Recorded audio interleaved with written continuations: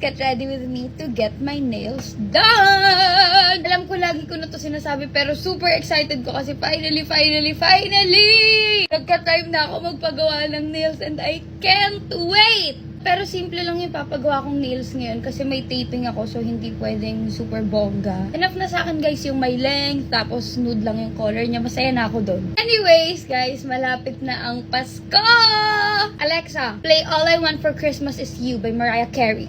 Sure. Don't want a lot for Christmas. More than you could ever know. For Christmas. Yeah! Yeah, sing it!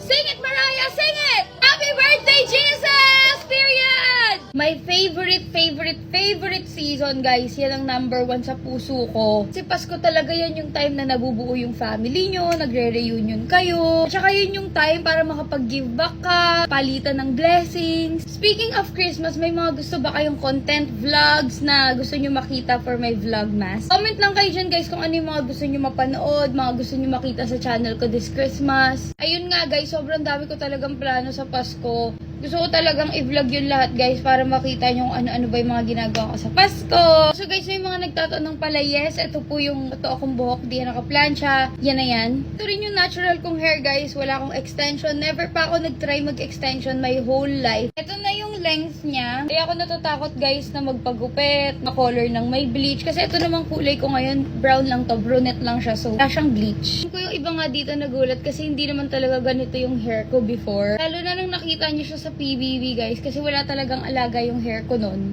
Ngayon kasi super inaalagaan ka to with my one and only salon, Gem Hair Extension Salon. Kaya siya naging ganyan, guys, kasi before pa ako magpa-salon, super alaga na siya sa akin. Pati yung eyelashes ko, guys, totoo yan. Sorry na singit ko kasi ang dami talaga nagtatanong sa comment section ko. Ayan siya, normal yan. Ang addiction ko lang po talaga ay nails. Yun lang po yung lagi kong pinapagawa, ganun. So yeah, tapos na ako mag-makeup, guys. Let's go na, magpapa-nails na ako and yeah. Okay, so guys, nandito na tayo sa Extraordinails, my favorite place. And ayan na naman siya, naglalaro na naman siya ng gandahan. Oh, go, ate.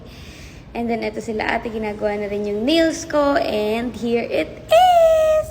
Oh my gosh, super cute niya. Very timeless lang yung atake niya. Classic lang.